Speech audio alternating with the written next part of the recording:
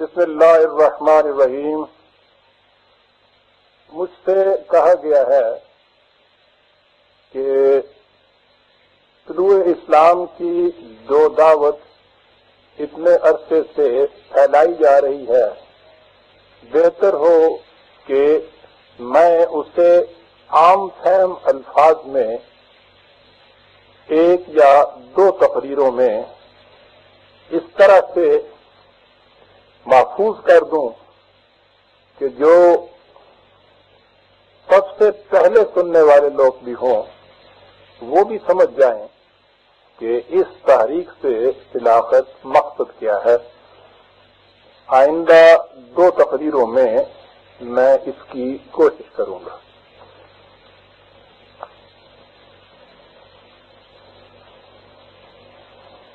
اعوذ باللہ من الشیطان الرجیم، بسم اللہ الرحمن الرحیم۔ برادران عزیز، السلام علیکم ورحمۃ اللہ۔ قرآن کریم میں اللہ تعالی نے نبی اکرم صلی اللہ علیہ وسلم کو مخاطب کر کے کہا ہے، قل انما اعظکم بواحدۃ، ان سے کہہ دو کہ میں تم سے کوئی لمبی چوڑی باتیں نہیں کرنا چاہتا، میں صرف ایک بات کہنی چاہتا ہوں، صرف ایک بات۔ وہ بات کیا ہے؟ یہ کہ ان تقوموا للہ مثنی و فرادا، تم ایک ایک دو دو کر کے خدا کے لیے کھڑے ہو جاؤ اور پھر کیا کرو؟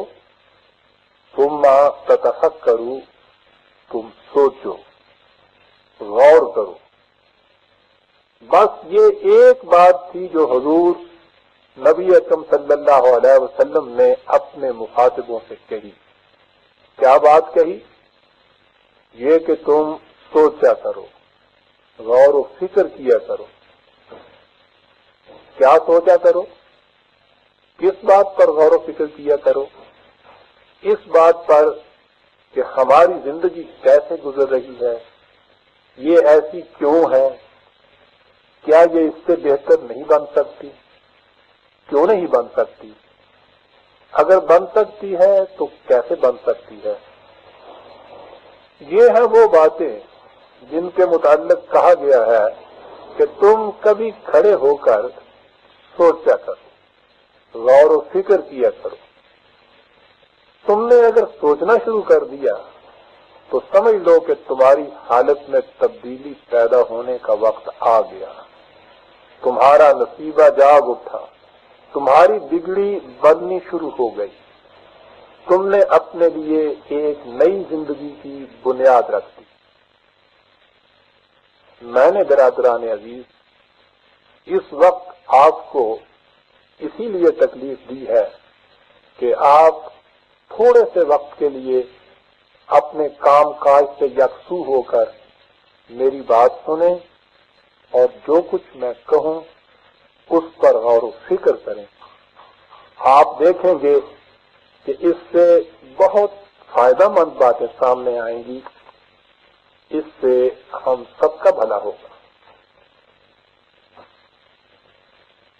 سب سے پہلے اس بات پر غور کیجئے کہ آج دنیا کے اکثر حصوں میں مسلمانوں کی آبادیاں ہیں، ان کی مجموعی تعداد کوئی 40 کروڑ بتاتا ہے، کوئی 50-60 کروڑ۔ تعداد کچھ بھی ہو،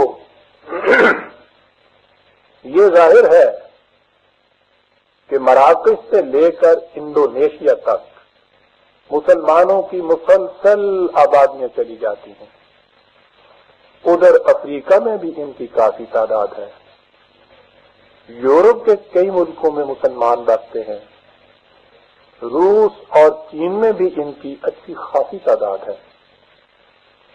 ان میں بیشتر حکومتیں ایسی ہیں جو بالکل آزاد ہیں، بعض نیم آزاد اور نیم محکوم ہیں، بعض محکوم بھی ہیں، ان میں ایسے علاقے بھی ہیں جہاں خالص مسلمانوں کی آبادی ہے، بعض ایسے بھی ہیں جہاں مسلم اور غیر مسلم ملے جلے رہتے ہیں۔ یہ ہے مسلمانوں کی آبادی کی کیفیت۔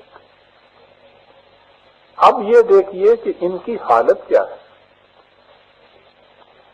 جو آزاد مملکتیں ہیں وہ غیر مسلموں کی آزاد مملکتوں کے مقابلہ میں بہت کمزور اور ذلیل ہیں۔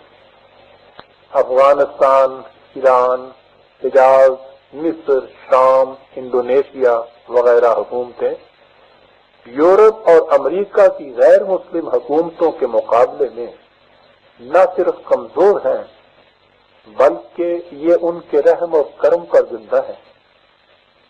وہ انہیں جس حالت میں رکھنا چاہیں انہیں رہنا پڑتا ہے۔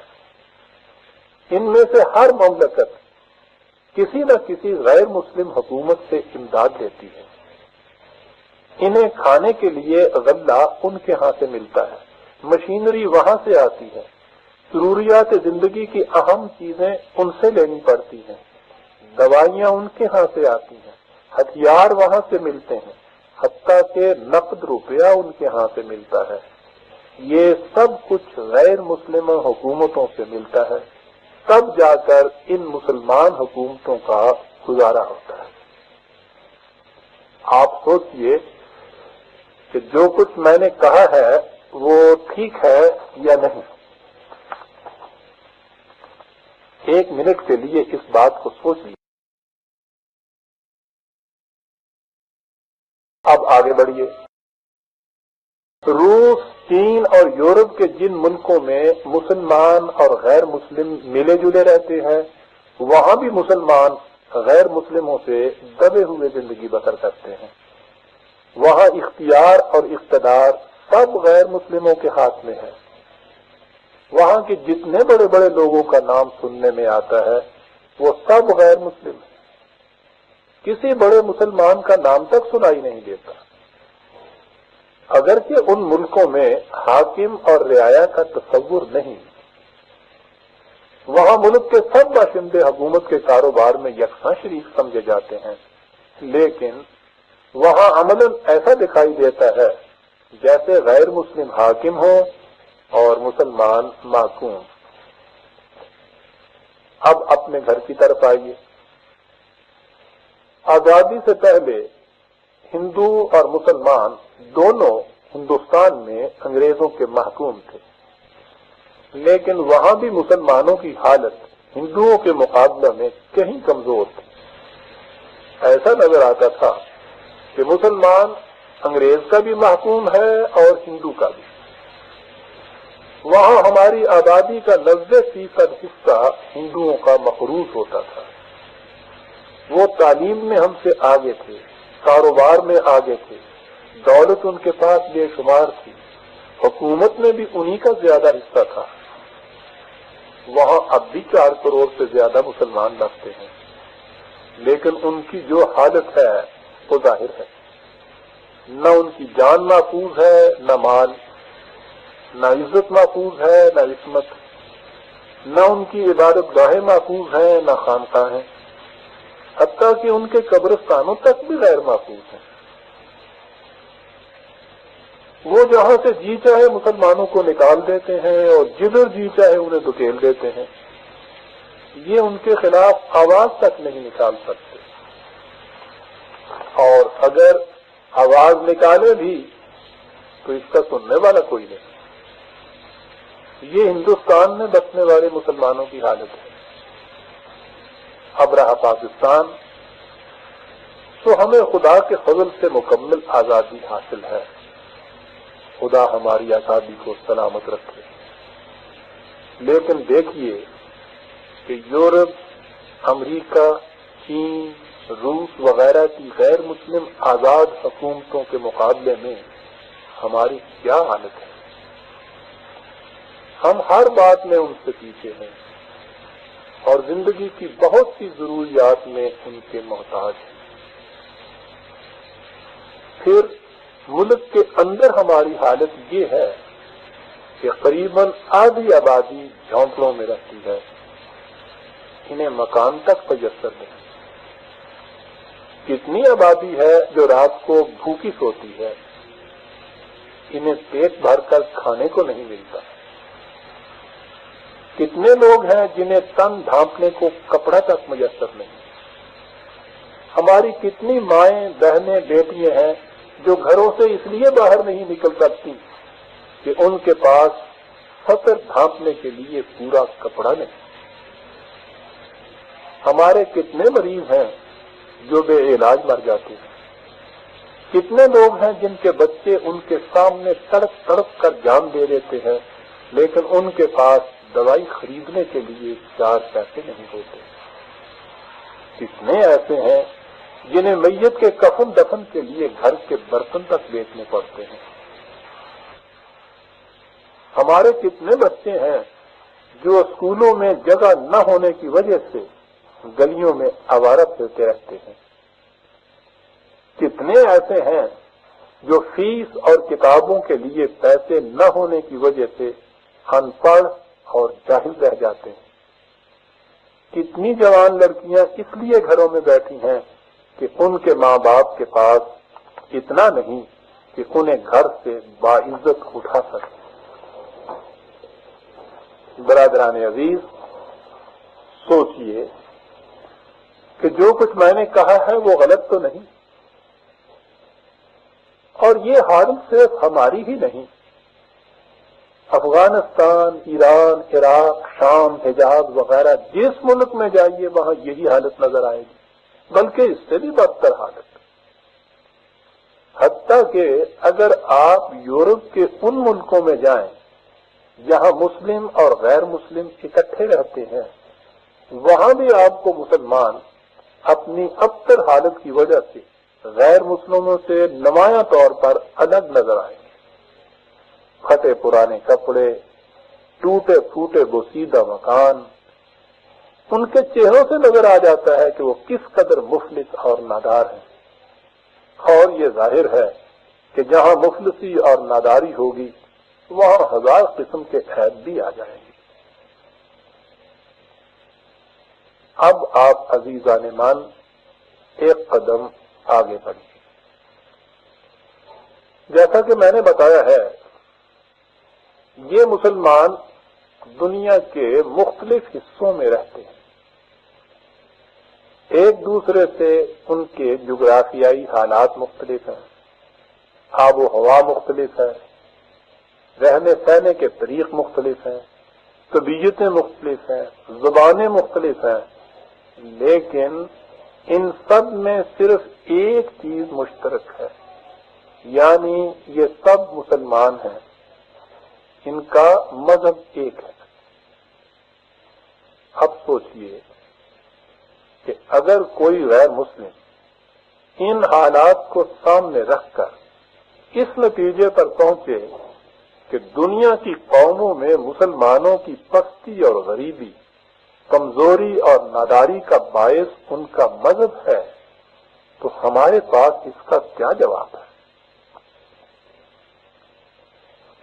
یہ ٹھیک ہے کہ ہمیں یہ بات بری لگے گی، کوئی شخص بھی اپنے مذہب کے خلاف اس قسم کی بات سننے کے لیے تیار نہیں ہوتا، اسے اس سے غصہ آ جانا چاہیے، اسے غصہ آ جاتا ہے۔ لیکن برادران ایمان، غصہ آ جانے سے اس غیر مسلم کے اعتراض کا جواب تو نہیں مل سکتا۔ سوال یہ ہے کہ اگر اس کی وجہ کہ مسلمان دنیا میں جہاں بھی ہے ذلیل اور پست ہیں، ان کا مذہب نہیں، تو پھر اس کی اصلی وجہ کیا ہے؟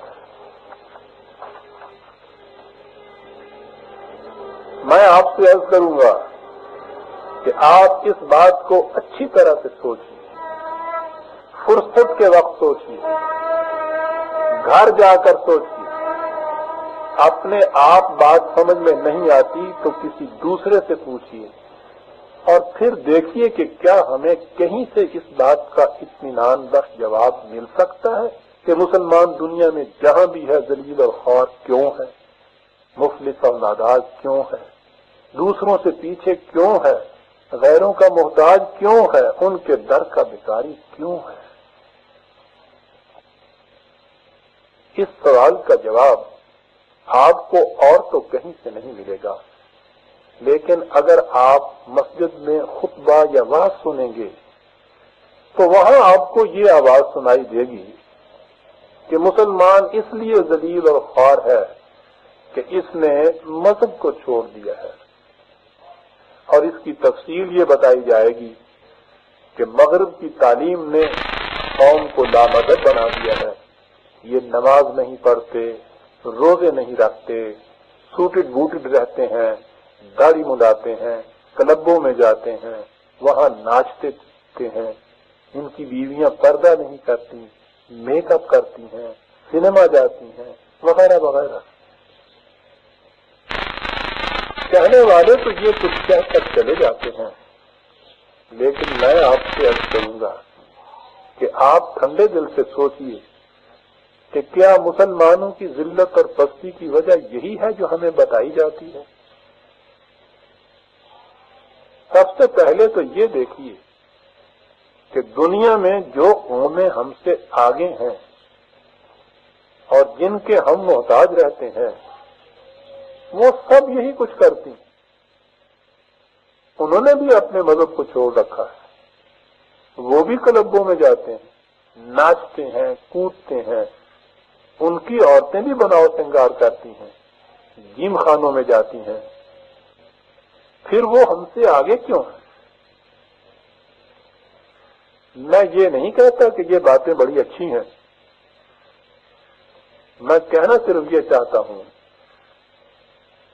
کہ وہ قومیں جو ہم سے اتنی آگے ہیں ان کے ہاں بھی یہ سب کچھ ہوتا ہے، لیکن اس کے باوجود اور وہ ہم سے اتنی آگے ہیں۔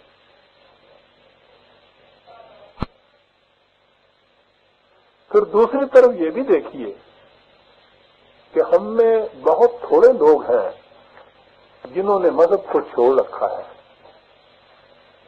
باقی سب مذہب کے پابند ہیں، وہ نماز پڑھتے ہیں، روزے رکھتے ہیں، ان کا لباس وضع قطع سب مذہب کے مطابق ہے، ان کی بیویاں پردہ کرتی ہیں، وہ نہ کلبوں میں جاتے ہیں نہ جیم خانوں میں، لیکن اس کے باوجود ان کی حالت بھی ویسی ہی ہے جیسے دوسرے مسلمانوں کی۔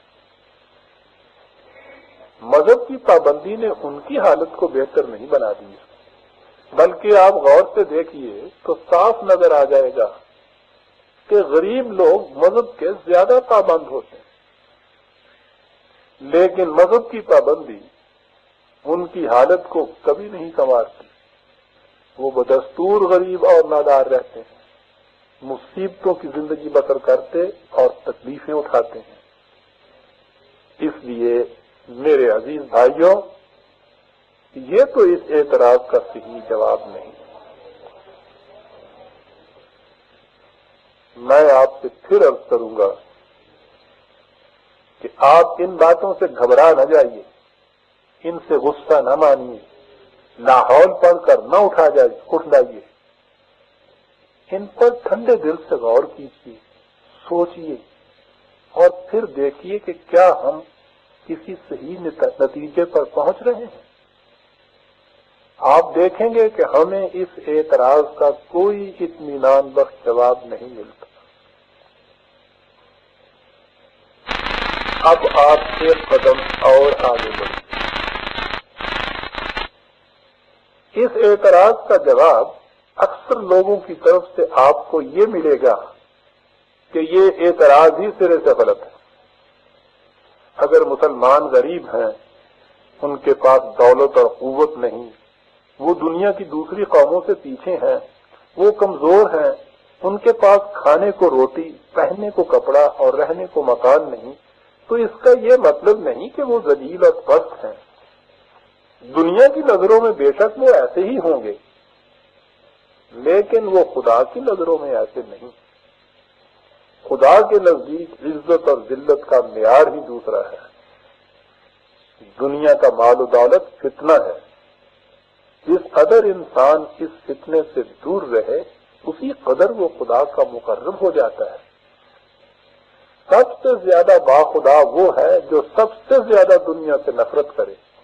دنیا مردار ہے اور اس کا طالب کتا. مومن دنیا میں اس طرح رہتا ہے جس طرح جیل خانے میں قیدی. یہ دنیا کافروں کے لیے ہے اور آخرت مسلمانوں کے لیے. اگر انہیں اس چند روزہ دنیا میں تکلیفیں بھی پہنچتی ہیں تو کوئی بات نہیں. یہ اللہ کی طرف سے آزمائش ہے. وہ اپنے بندوں کی آزمائش کرتا رہتا ہے. جو ان تکلیفوں کو صبر شکر سے برداشت کر لیتا ہے وہ اس آزمائش میں پورا اترتا ہے.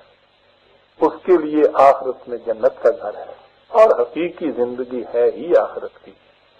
جس کی عاقبت سنور جائے سمجھ لو کہ اسے سب کچھ مل گیا. یاد رکھو رزق خدا نے اپنے ہاتھ میں رکھا ہے. وہ جس کی روزی چاہے تنگ کر دے، جسے چاہے خوشحال کر دے. وہ جسے چاہے عزت دے، جسے چاہے ذلت دے. انسان کو ہر حال میں راضی برضا رہنا چاہیے. جو شخص رزق کی تنگی، غریبی، محتاجی، مصیبت، تکلیف کا شکوہ کرتا ہے وہ خدا کے فیصلوں پر اعتراض کرتا ہے. وہ رضائے باری تعالیٰ پر نکتہ چینی کرتا ہے. بندے کو کیا حق ہے کہ اپنے مالک کے کسی فیصلے پر اعتراض کرے؟ جو کچھ اس کی طرف سے ملے انسان کو چاہیے کہ اس پر مطمئن رہے. یہی اللہ کے نیک بندوں کی نشانی ہے. اس لیے یہ خیال کبھی دل میں نہیں لانا چاہیے کہ چونکہ مسلمان غریب اور محتاج ہیں اس لیے یہ ذلیل اور خوار ہیں. غریبی اور محتاجی تو خدا کی رحمت ہے. یہ ہے برادران عزیز وہ واز جسے ہم ہر مسجد اور ممبر سے اپنے بچپن سے سنتے چلے آ رہے ہیں اور جسے آج بھی ہر وائز دہراتا ہے. لیکن سوال یہ ہے کہ کیا یہ واقعی اسلام کی تعلیم ہے؟ کیا قرآن شریف کا یہی حکم ہے؟ کیا خدا کا یہی منشا ہے کہ مسلمان غریب اور محتاج رہیں؟ کیا دنیا کی ذلت اور خواری خدا کے مقرب بندوں کی نشانی ہے؟ میرے عزیز دوستو، ہم اپنے دل سے ان سوالات کا جواب کچھ ہی کیوں نہ دے لیں، لیکن قرآن شریف کی تو یہ تعلیم نہیں، خدا کا تو یہ حکم نہیں. اس کی تعلیم تو یہ ہے کہ وَسَخَّرَ لَكُم مَّا فِي السَّمَاوَاتِ وَمَا فِي الْأَرْضِ جَمِيعًا مِّنْهُ. زمین اور آسمان میں جو کچھ ہے اسے خدا نے تمہارے لیے مسخر کر دیا ہے کہ تم اس سے کام لو. وہ سچے اور پکے مومنوں کی نشانی یہ بتاتا ہے کہ لَهُم مَغْفِرَةٌ وَرِزْقٌ کریم. ان کے لیے مغفرت ہے اور عزت کی روزی. وہ خدا کے دوستوں کے متعلق کہتا ہے کہ لَهُمُ الْبُشْرَى فِي الْحَيَاةِ الدُّنْيَا وَفِي الْآخِرَةِ لَا تَبْدِيلَ لِكَلِمَاتِ اللَّهِ. ان کے لیے اس دنیا کی زندگی میں بھی خوشخبری ہے اور آخرت کی زندگی میں بھی. یہ خدا کا قانون ہے جو کبھی بدل نہیں سکتا. وہ مومنوں کو دعا ہی یہ سکھاتا ہے کہ ربنا آتنا فی الدنیا حسنۃ وفی الآخرۃ حسنہ. اے ہمارے پروردگار ہمیں اس دنیا میں بھی خوشگوار زندگی عطا کر دے اور آخرت میں بھی خوشگوار زندگی. وہ واضح الفاظ میں کہتا ہے کہ للذین احسنوا فی ہذہ الدنیا حسنۃ. جو لوگ نیک عمل کرتے ہیں ان کی اس دنیا کی زندگی بڑی خوشحال ہو جاتی ہے. وہ ایمان اور اعمال صالحہ کا لازمی نتیجہ اس دنیا میں حکومت اور سلطنت قرار دیتا ہے. وہ کہتا ہے کہ وعد اللہ الذین آمنوا منکم وعملوا الصالحات لَيَسْتَخْلِفَنَّهُمْ فِي الْأَرْضِ كَمَا اسْتَخْلَفَ الَّذِينَ مِنْ قَبْلِهِمْ. خدا نے وعدہ کر رکھا ہے کہ تم میں سے جو لوگ ایمان لائیں گے اور اعمال صالحہ کریں گے وہ انہیں اس دنیا میں حکومت عطا کرے گا جس طرح اس نے ان سے پہلی قوموں کو حکومت عطا کی. وہ اس دنیا میں جنتی زندگی کی علامت یہ بتاتا ہے کہ انا لکا اللہ تجوع فیہا ولا تعرا ولا تظمأ فیہا ولا تضحا، اس میں نہ انسان بھوکا رہے گا نہ ننگا، نہ اسے پیاس کا خوف ہوگا نہ مکان کی تنگی۔ اس کے برعکس وہ واضح الفاظ میں کہتا ہے کہ من اعرض عن ذکری فإن له معیشة ضنکا ونحشره یوم القیامۃ اعما، جو میرے احکام سے روگردانی کرے گا ہم اس کی روزی کم کر دیں گے اور وہ قیامت کے دن بھی اندھا اٹھایا جائے گا۔ برادران عزیز، آپ اس آیت سے یوں ہی آگے نہ گزر جائیے، ذرا ٹھہر کر اس پر غور کیجیے۔ یہ سورہ طٰہٰ کی 124ویں آیت ہے۔ سورہ طٰہٰ آیت نمبر 124۔ اس میں اللہ تعالیٰ نے صاف الفاظ میں فرمایا ہے کہ جو لوگ خدا کے احکام سے روگردانی کریں گے ان کی روزی تنگ ہو جائے گی اور وہ قیامت میں بھی اندھے اٹھیں گے۔ آپ سوچ لیجئے کہ دنیا میں روزی کا تنگ ہو جانا کس قدر خدا کا عذاب ہے کہ جس سے انسان کی آخرت بھی خراب ہو جاتی ہے۔ خدا سب کو اس عذاب سے محفوظ رکھے۔ دوسری جگہ اس نے کہا ہے کہ جو قوم کفران نعمت کرتی ہے فَأَذَاقَهَا اللَّهُ لِبَاسَ الْجُوعِ وَالْخَوْفِ، اللہ اسے بھوک اور خوف کے عذاب کا مزہ سکھاتا ہے، اور جس پر خدا کا عذاب آتا ہے اس کی نشانی یہ ہے کہ لہو فی الدنیا خزی، وہ اس دنیا میں ذلیل اور خوار ہو جاتا ہے، اس کے لیے عذاب علیما فی الدنیا ہوتا ہے، یعنی اس دنیا میں دردناک عذاب۔ اس نے بتایا ہے کہ جب بنی اسرائیل نے خدا کے احکام سے منہ موڑا تو ضربت علیہم الذلۃ والمسکنۃ وباؤوا بغضب من اللہ، ان پر ذلت اور خواری کا عذاب آ گیا اور وہ خدا کے غضب کے مستحق ہو گئے۔ ان آیات سے آپ نے دیکھ لیا ہوگا برادران عزیز کہ اس دنیا میں ذلت اور رسوائی کی زندگی خدا کا عذاب ہے۔ غریبی اور محتاجی، مفلسی اور ناداری، روزی کی تنگی، لباس اور مکان کی محتاجی ان لوگوں کے حصے میں آتی ہے جن پر خدا کا غضب ہو۔ اس کے برعکس خدا کے محبوب بندوں کو رزق کی فراوانی حاصل ہوتی ہے، انہیں ہر طرح کی خوشحالی میسر ہوتی ہے، عزت کی روٹی ملتی ہے، حکومت اور سلطنت حاصل ہوتی ہے، زمین اور آسمان کی قوتیں ان کے حکم کے نیچے ہوتی ہیں، وہ دنیا کی قوموں میں بڑی باعزت زندگی بسر کرتے ہیں، حتیٰ کہ خداوند تعالیٰ نے کھلے کھلے الفاظ میں بتا دیا کہ وَلَن يَجْعَلَ اللَّهُ لِلْكَافِرِينَ عَلَى الْمُؤْمِنِينَ سَبِيلًا، یہ ہو ہی نہیں سکتا کہ غیر مسلم کبھی مسلمانوں پر غالب آ جائیں۔ آپ نے وَلَن يَجْعَلَ اللَّهُ لِلْكَافِرِينَ عَلَى الْمُؤْمِنِينَ سَبِيلًا، یہ ہو ہی نہیں سکتا کہ غیر مسلم کبھی مسلمانوں پر غالب آ جائیں۔ ان کے لیے خدا کا فیصلہ ہے کہ وَأَنْتُمُ الْأَعْلَوْنَ إِن كُنتُم مُؤْمِنِينَ، اگر تم مومن ہو تو پھر تم سب پر غالب رہو۔ لہذا یہ کہنا غلط ہے کہ خدا کے مقرب بندوں کی نشانی یہ ہوتی ہے کہ وہ دنیا میں غریبی اور مفلسی، محتاجی اور ناداری کی زندگی بسر کرتے ہیں۔ خدا کے مقرب بندے عزت اور حکومت، غلبہ اور قوت، خوشحالی اور سربلندی کی زندگی بسر کرتے ہیں۔ یہ خدا کا فیصلہ ہے اور خدا کے فیصلوں میں کبھی تبدیلی نہیں ہوا کرتی۔ یہ تو ہو سکتا ہے کہ کوئی قوم کسی حادثہ کی وجہ سے کسی وقت کمزور ہو جائے اور لوگ غریب اور محتاج ہو جائیں، لیکن کسی حادثہ کی وجہ سے ایسا ہو جانا اور بات ہے، اور کسی قوم کا مستقل طور پر ایسا ہو جانا اور پھر اس کا اس حالت پر مطمئن ہو کر بیٹھ جانا، بلکہ اسے اللہ کی رحمت سمجھ لینا اور بات ہے۔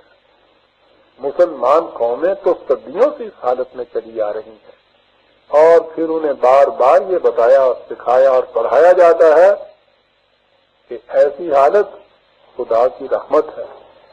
حالانکہ ہم نے قرآن کریم کی ان آیات سے دیکھ لیا کہ جو قوم ایسی حالت پر مطمئن ہو کر بیٹھ جاتی ہے اس پر خدا کا غضب ہوتا ہے۔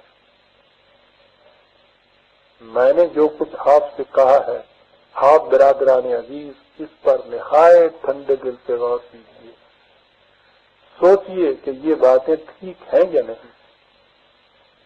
اس کے بعد یہ سوال سامنے آئے گا کہ جب خدا کا حکم اور قرآن شریف کی تعلیم یہ ہے تو پھر کیا وجہ ہے کہ مسلمان ہر دنیا کے کسی حصے میں بھی کیوں نہ ہو ذلت اور پستی، محتاجی اور مفلسی کی زندگی بسر کرتے ہیں، اور ہر جگہ غیر مسلم ان پر غالب ہے۔ اس سوال کا جواب میں آپ کی خدمت میں اپنی اگلی تقریر میں پیش کروں گا۔ اتنے میں آپ ان باتوں پر اچھی طرح غور و فکر کریں۔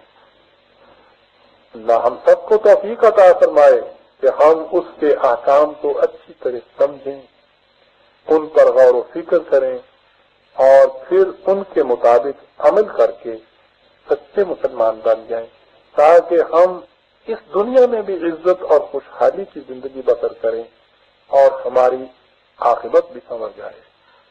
ربنا تقبل منا انک انت السمیع العلیم، والسلام علیکم برادران عزیز۔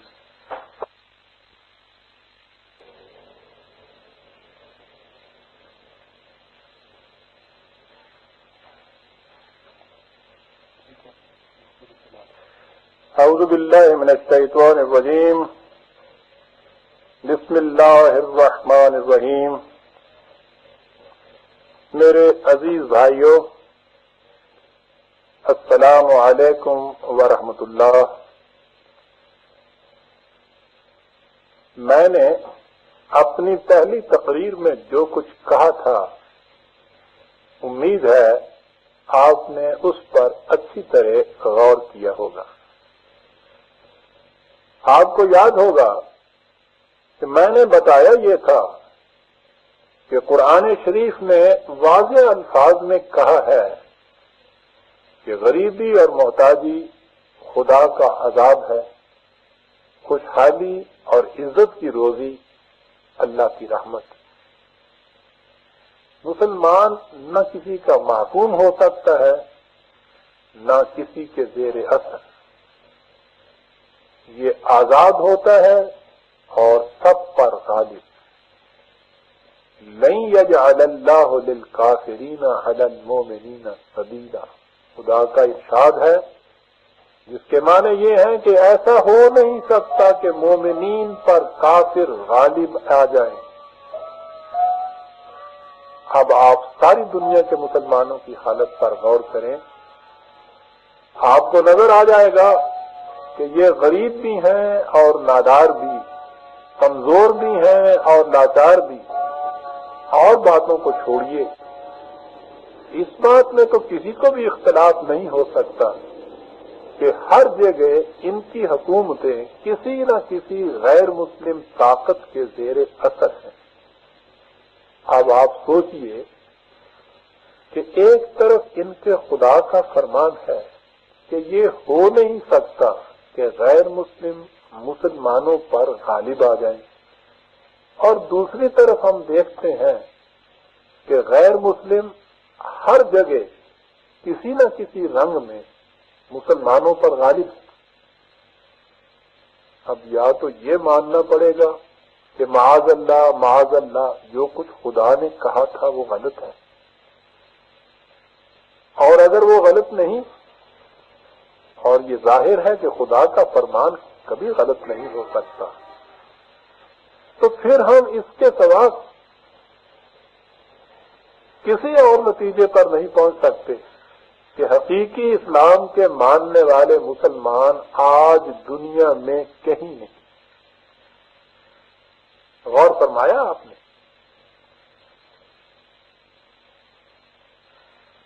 اس بات کے سننے سے ہمیں صدمہ ضرور ہوگا،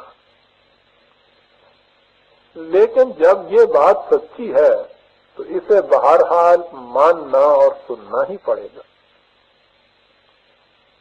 اب سوال یہ پیدا ہوتا ہے کہ اگر ہم سچے اسلام کے پیرو نہیں تو سچا اسلام کیا ہے اور ہم اس کے پیرو کس طرح ہو سکتے ہیں؟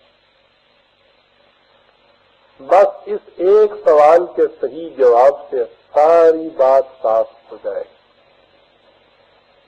لیکن میں آپ سے درخواست کروں گا کہ آپ اسے بڑے ہی غور سے سنیں اور سوچیں کہ جو کچھ آپ سے کہا جا رہا ہے اس میں کوئی غلطی تو نہیں.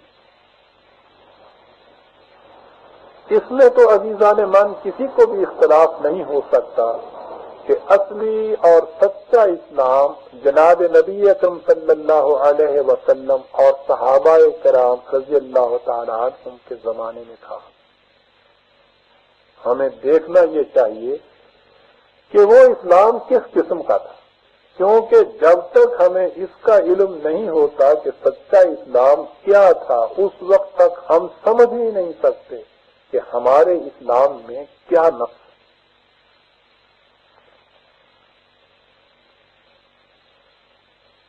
سچے اسلام کی بہت سی خصوصیات تھیں، لیکن میں اس وقت آپ کے سامنے اس کی صرف ایک بنیادی خصوصیت عرض کروں گا، اور میں سمجھتا ہوں کہ اس کے بعد آپ کے سامنے یہ حقیقت واضح ہو جائے گی کہ ہمارا آج کا اسلام کس طرح اس سچے اسلام سے بالکل متضاد ہے. آپ یہ دیکھیے کہ اس وقت مسلمانوں میں کئی فرقے ہیں، شیعہ اور سنی، پھر سنیوں میں مقلد اور غیر مقلد، پھر مقلدوں میں دیوبندی اور بریلوی وغیرہ وغیرہ. آج ان فرقوں میں سے کسی سے یہ پوچھیے کہ کیا رسول اللہ صلی اللہ علیہ وسلم کے زمانے میں ان میں سے کوئی فرقہ بھی موجود تھا؟ آپ دیکھیں گے کہ حضور کے زمانے میں ان میں سے کوئی فرقہ بھی موجود نہیں تھا. سارے مسلمان ایک امت تھے، اور اس امت میں نہ کوئی شیعہ تھا، نہ سنی، نہ حنفی تھا، نہ وہابی، نہ اہل حدیث تھا، نہ اہل فقہ، نہ دیوبندی تھا، نہ بریلوی. سب مسلمان تھے، فقط مسلمان. ان میں کوئی فرقہ پیدا ہو ہی نہیں سکتا تھا، اس لیے کہ اسلام تو فرقوں کے اختلافات کو مٹانے کے لیے آیا تھا. قرآن شریف نے کھلے الفاظ میں کہہ دیا ہے کہ فرقہ بندی شرک ہے. کچھ سنا برادران عزیز میں نے کیا کہا ہے؟ قرآن کریم نے کھلے الفاظ میں کہہ دیا ہے کہ فرقہ بندی شرک ہے. سورہ روم کی 31ویں 32ویں آیت میں ہے وَلَا تَكُونُوا مِنَ الْمُشْرِكِينَ مِنَ الَّذِينَ فَرَّقُوا دِينَهُمْ وَكَانُوا شِيَعًا كُلُّ حِزْبٍ بِمَا لَدَيْهِمْ فَرِحُونَ. مسلمانوں دیکھنا، تم نے توحید پرست ہو جانے کے بعد پھر سے مشرک نہ بن جانا، یعنی ان لوگوں میں سے نہ ہو جانا جنہوں نے اپنے دین میں فرقے پیدا کر لیے اور خود بھی ایک فرقہ بن کر بیٹھ گئے. پھر فرقہ بندی میں یہ حالت ہو جاتی ہے کہ ہر فرقہ سمجھتا ہے کہ میں بالکل سچائی پر ہوں اور باقی سب کا مذہب غلط ہے. برادران عزیز، یہ آیت بالکل واضح ہے، اس کے سمجھنے میں کسی قسم کی مشکل نہیں. اس وقت آپ کے پاس قرآن شریف نہیں ہوگا، آپ اس کا حوالہ نقل کر لیں اور گھر جا کر خود دیکھ لیں کہ اس آیت کا ترجمہ اور مطلب کیا ہے. اس کا حوالہ لکھ لیں. سورہ روم آیات 31 اور 32. اور دیکھیے سورہ انعام کی آیت 160 میں ہے کہ اللہ تعالیٰ نے رسول اللہ صلی اللہ علیہ وسلم سے فرمایا کہ ان الذین فرقوا دینہم وکانوا شیعا لست منہم فی شیء. جن لوگوں نے اپنے دین میں فرقے پیدا کر لیے اور خود بھی ایک گروہ بن کر بیٹھ گئے، اے رسول تیرا ان سے کوئی واسطہ نہیں. اس آیت کا حوالہ بھی نقل کر لیں اور گھر جا کر قرآن شریف نکال کر دیکھ لیں. حوالہ ہے سورہ انعام آیت 160. ایک اور آیت دیکھ سورہ آل عمران آیت 104 میں ہے وَلَا تَكُونُوا كَالَّذِينَ تَفَرَّقُوا وَاخْتَلَفُوا مِن بَعْدِ مَا جَاءَهُمُ الْبَيِّنَاتُ أُولَئِكَ لَهُمْ عَذَابٌ عَظِيمٌ. مسلمانوں، تم نے ان لوگوں جیسا نہ ہو جانا جو وحی کی واضح تعلیم آ جانے کے بعد فرقوں میں بٹ گئے اور آپس میں اختلاف کرنے لگ گئے. ان لوگوں کے لیے بہت بھاری عذاب ہے. اس کا بھی حوالہ لکھ لیجیے. سورہ آل عمران آیت 104. برادران عزیز، جو کچھ میں نے کہا ہے اس پر ایک بار پھر غور کر لیجیے.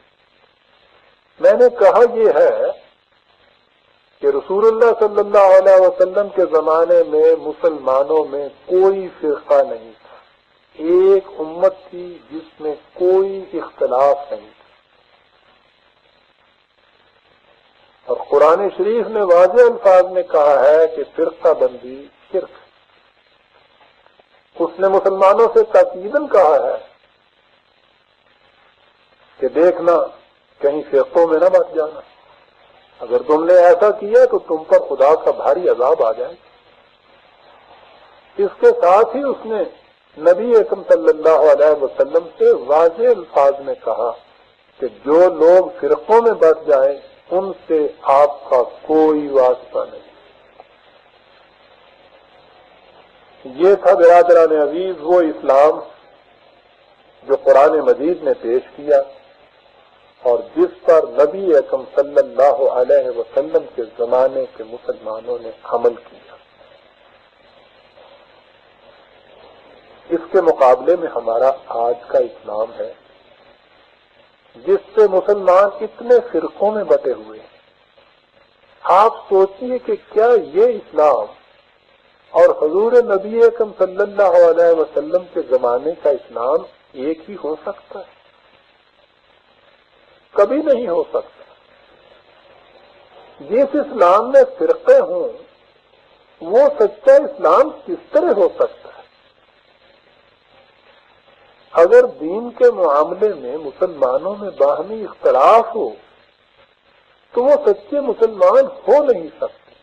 اختلاف خدا کا عذاب ہے اور اس کا نتیجہ ذلت و خواری. میں جانتا ہوں کہ یہ کچھ سننے کے بعد آپ کو بڑا غصہ آئے گا، اس لیے کہ آپ کا بھی کوئی نہ کوئی فرقہ ہے.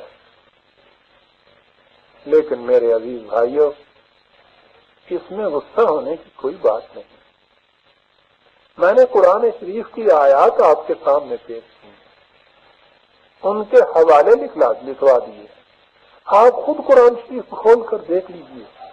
اگر اس میں یہی کچھ لکھا ہو تو پھر غصے ہونے کی بجائے ٹھنڈے دل سے سوچئے کہ جس اسلام میں فرقے موجود ہوں وہ اسلام کبھی بھی وہ دین ہو سکتا ہے جسے نبی اکرم صلی اللہ علیہ وسلم نے پیش فرمایا تھا. اور اگر ہمارا آج کا اسلام وہ اسلام نہیں تو پھر اس کے نتائج وہ کیسے نکل سکتے ہیں جو نتائج اصلی اور حقیقی اسلام نے پیدا کیے تھے؟ لیکن میں جانتا ہوں کہ آپ اپنے آپ کو کس طرح مطمئن کر لیں. آپ دل میں یہ کہہ لیں گے کہ ہمارا فرقہ بالکل سچا ہے، دوسرے فرقے جھوٹے ہیں. لیکن آپ سوچئے کہ آپ جتنے حضرات اس وقت جہاں تشریف رکھتے ہیں، ان میں سے ہر ایک یہی کہہ کر اپنے آپ کو مطمئن کر لے گا کہ میرا فرقہ سچا ہے، باقی فرقے جھوٹے ہیں. یہ وہی بات ہے جسے قرآن شریف نے پہلے ہی کہہ دیا تھا کہ فرقہ بندی میں ہوتا ہی یہ ہے کہ کل حزب بما لدیہم فرحون، ہر فرقہ والا مطمئن ہوتا ہے کہ میں سچائی پر ہوں، باقی سب جھوٹے ہیں. میرے بھائیوں، بات اس فرقے اور اس فرقے کی ہے ہی نہیں.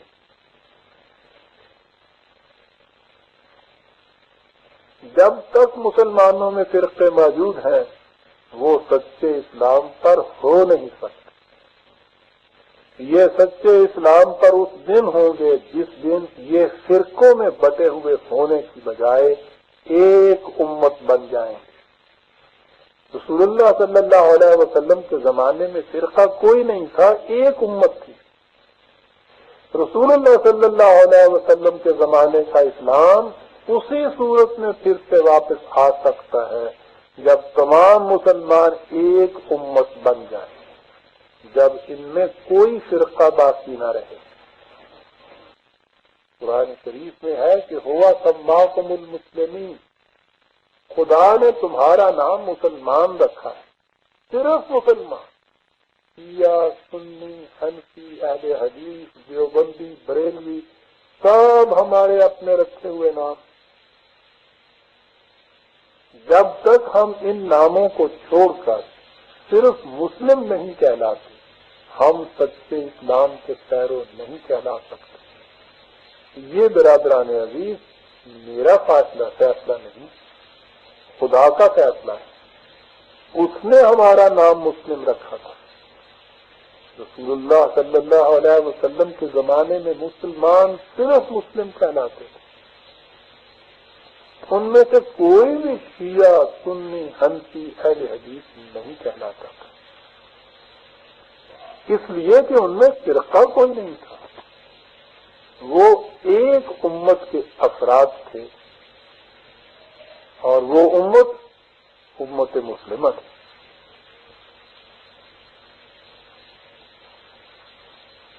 میں جانتا ہوں کہ اس وقت آپ میں سے اکثر حضرات اس سے متفق ہو رہے ہیں کہ واقعی مسلمانوں میں فرقے نہیں ہونے چاہیے. فرقہ بندی کی لعنت نے ہمیں تباہ کر دیا ہے. لیکن جب آپ اور لوگوں سے یہ باتیں کریں گے، بالخصوص معاف فرمائیے مولوی صاحبان سے، تو وہ کہیں گے کہ ذرا سوچو تو صحیح، کیا یہ کسی طرح ممکن بھی ہے کہ مسلمانوں کے فرقے مٹ جائیں؟ یہ ناممکن ہے. مسلمانوں میں فرقے پیدا ہو چکے ہیں، اب ان کا مٹانا کسی کے بس کی بات نہیں. یہ کسی کے مٹائے بھی مٹ نہیں سکتے. آپ یہ باتیں سنیں گے تو آپ کے دل پر یہ اثر ہوگا کہ یہ ٹھیک ہے کہ فرقہ بندی بری چیز ہے، لیکن جب ہم میں فرقہ بندی آ چکی ہے تو اس کا کیا علاج؟ اب جس طرح ہو رہا ہے اسی طرح ہوتے رہنا چاہیے. فرقہ بندی کوئی آج کی چیز تھوڑی ہے، یہ تو شروع سے چلی آ رہی ہے. بس اتنا کرنا چاہیے کہ فرقے آپس میں لڑے جھگڑے نہیں. اللہ اللہ ہے. یہ باتیں برادران عزیز بظاہر بڑی اچھی نظر آتی ہیں، لیکن ذرا سوچئے کہ اس سے اسلامی نقطۂ نگاہ سے پوزیشن کیا ہوتی ہے. یہ ہم دیکھ چکے ہیں کہ ارشاد خداوندی کے مطابق فرقہ بندی شرک ہے۔ فرقوں میں بٹنے والوں سے رسول اللہ صلی اللہ علیہ وسلم کا کوئی واسطہ نہیں رہتا۔ حضور کے زمانے میں مسلمانوں میں کوئی فرقہ نہیں تھا۔ اس سے ظاہر ہے کہ اسلام اور فرقہ بندی دو متضاد چیزیں ہیں۔ سمجھ لیا آپ نے؟ اب اگر یہ مان لیا جائے کہ مسلمانوں میں جو فرقے پیدا ہو چکے ہیں یہ مٹ نہیں سکتے، اس لیے انہیں اسی طرح رہنے دیا جائے، تو اس کا مطلب یہ ہوگا کہ اب صحیح اسلام دنیا میں دوبارہ آ ہی نہیں سکتا۔ سوچا آپ نے کہ بات کیا ہو گئی؟ اگر پہلی امت میں ایسی صورت پیدا ہو جاتی تھی تو یہ امید کی جا سکتی تھی کہ ایک اور نبی آ کر حالات کو سنوار دے گا، لیکن حضور خاتم النبیین صلی اللہ علیہ وسلم کے بعد نبوت کا سلسلہ ختم ہو گیا، اس لیے اب کوئی نبی بھی نہیں آ سکتا، لہذا صحیح اسلام کے دوبارہ زندہ ہونے کی کوئی صورت ہی باقی نہ رہی۔ یعنی اگر آپ یہ مان لیں کہ فرقے اب مٹ نہیں سکتے تو اس صورت میں یہ ماننا پڑے گا کہ اب پھر صحیح اسلام کے دوبارہ واپس آنے کی کوئی صورت باقی نہیں رہی۔ یہ تو بڑی مایوس کن بات ہے، اور خداوند تعالیٰ کا ارشاد ہے کہ مایوسی کفر، اس لیے یہ ہو نہیں سکتا کہ اسلام اپنی حقیقی شکل میں دوبارہ زندہ نہ ہو سکے۔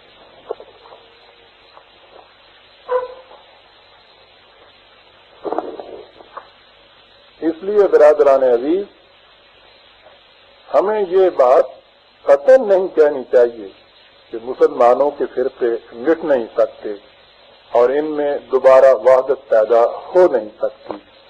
فرقے مٹ سکتے ہیں اور حقیقی اسلام دنیا میں دوبارہ زندہ ہو سکتا ہے، بشرطے کہ ہم چاہیں کہ ایسا ہو جائے۔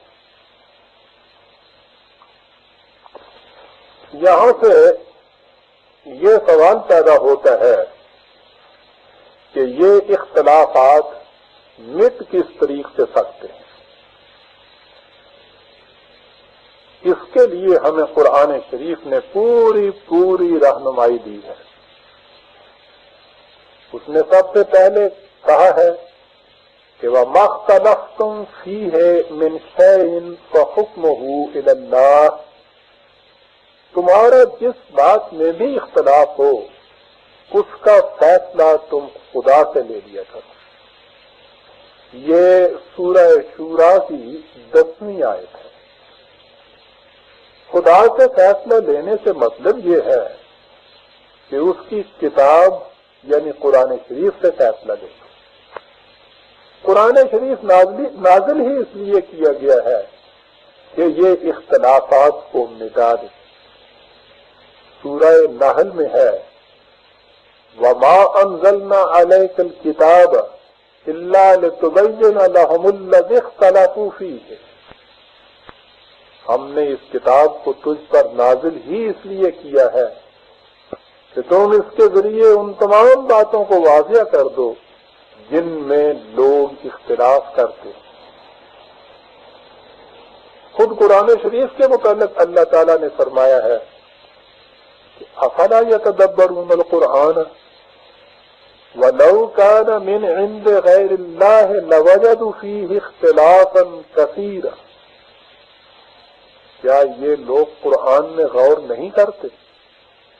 اگر یہ خدا کے علاوہ کسی اور کی طرف سے ہوتا تو اس میں بہت سے اختلافات پاتے۔ یعنی قرآن شریف کے من جانب اللہ ہونے کی دلیل یہ ہے کہ اس میں کوئی اختلافی بات نہیں۔ یہ سورہ نساء کی 82ویں آیت ہے۔ ان آیات سے واضح ہے کہ قرآن کریم میں کوئی اختلافی بات نہیں اور یہ تمام اختلافات مٹا سکتا ہے۔ اس لیے برادران عزیز، اختلافات مٹانے کا طریقہ یہ ہے کہ ہر اختلافی معاملہ کے متعلق قرآن شریف سے فیصلہ لیا جائے کہ کون حق پر ہے اور کون باطل پر. میں جانتا ہوں عزیزان من کہ اس وقت آپ کے دل میں کیا خیال پیدا ہو رہا ہے. آپ یہ سوچتے ہیں کہ ہر ایک فرقہ یہی کہتا ہے کہ ہم قرآن شریف کے مطابق عمل کرتے ہیں. پھر اس بات کا فیصلہ کون کرے گا کہ کون سی بات قرآن شریف کے مطابق ہے اور کون سی اس کے خلاف ہے؟ بس اب آپ اصل نقطہ پر پہنچ گئے. اس تمام مشکل کا حل اسی میں ہے کہ یہ کون بتائے کہ کون سی بات قرآن شریف کے مطابق ہے اور کون سی اس کے خلاف. اگر اس سوال کا تسلی بخش جواب مل جائے تو پھر سارا مسئلہ حل ہو جاتا ہے. اس کے لیے آپ ذرا نبی اکرم صلی اللہ علیہ وسلم کے زمانہ مبارک پر نگاہ ڈالیے. آپ دیکھیں گے کہ اس زمانے میں لوگ اپنے اپنے طور پر اس بات کا فیصلہ نہیں کر لیتے تھے کہ فلاں بات قرآن شریف کے مطابق ہے یا نہیں.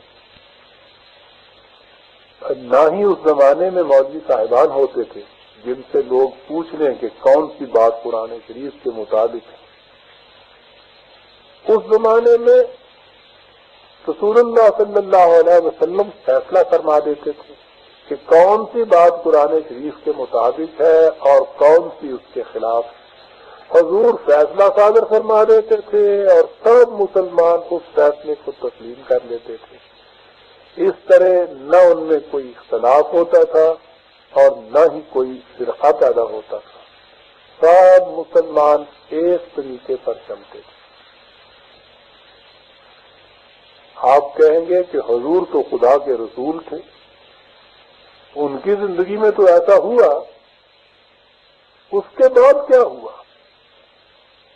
اور اس کے بعد کیا صورت پیدا ہوگی؟ کس سے پوچھا جائے گا کہ کون سی بات قرآن کریم کے مطابق ہے اور کون سی اس کے خلاف؟ آپ کو معلوم ہے کہ نبی اکرم صلی اللہ علیہ وسلم نے ایک حکومت قائم کی تھی. عرب کا سارا ملک اس مملکت کے اندر تھا.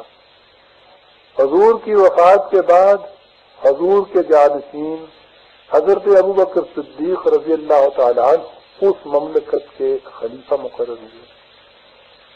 خلیفہ کے معنی ہے جانشین.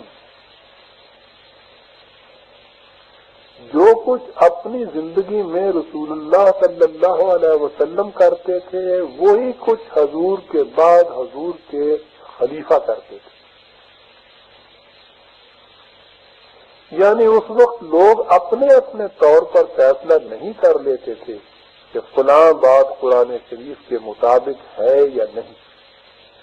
جو معاملہ بھی سامنے آتا خلیفۃ المسلمین اس کے متعلق فیصلہ کر دیتے کہ قرآن شریف کے مطابق کیا کرنا چاہیے. اس فیصلہ کو اس مملکت کے قانون کی حیثیت سے نافذ کیا جاتا اور اس کی پابندی ہر ایک پر لازم ہوتی. اس طرح امت میں وحدت کا وہی سلسلہ قائم رہا جو خود نبی اکرم صلی اللہ علیہ وسلم کے زمانے میں قائم ہوا تھا. اس طریقے حکومت کو خلافت علی منہاج النبوت کہتے ہیں. یعنی رسول اللہ صلی اللہ علیہ وسلم کے طریقہ کے مطابق حکومت. جب تک یہ سلسلہ قائم رہا امت میں وحدت رہی. کچھ عرصہ کے بعد ہماری بدقسمتی سے یہ سلسلہ ختم ہو گیا اور اس کے ساتھ ہی امت میں اختلافات پیدا ہونے شروع ہو گئے. یہ اختلافات اب تک جاری ہیں. اسی کا نام فرقہ بندی ہے. برادران عزیز، امید ہے اب آپ نے سمجھ لیا ہوگا کہ امت میں فرقے کس طرح سے پیدا ہوئے اور اب فرقے کس طرح مٹ سکتے ہیں؟ فرقے پیدا ہوئے اس حکومت کے نہ رہنے سے جسے خلافت علی منہاج نبوت کہا جاتا ہے۔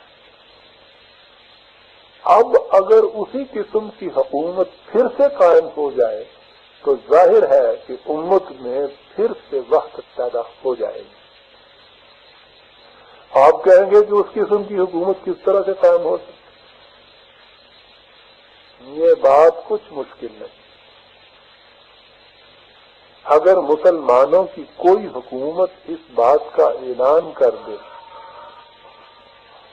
کہ ہمارا ہر قانون قرآن شریف کے مطابق ہوگا اور ہم کوئی فیصلہ قرآن شریف کے خلاف نہیں کریں گے، تو اس طرح اس قسم کی حکومت کی بنیاد رکھ دی جائے گی جسے خلافت علی منہاج نبوت کہا جاتا ہے۔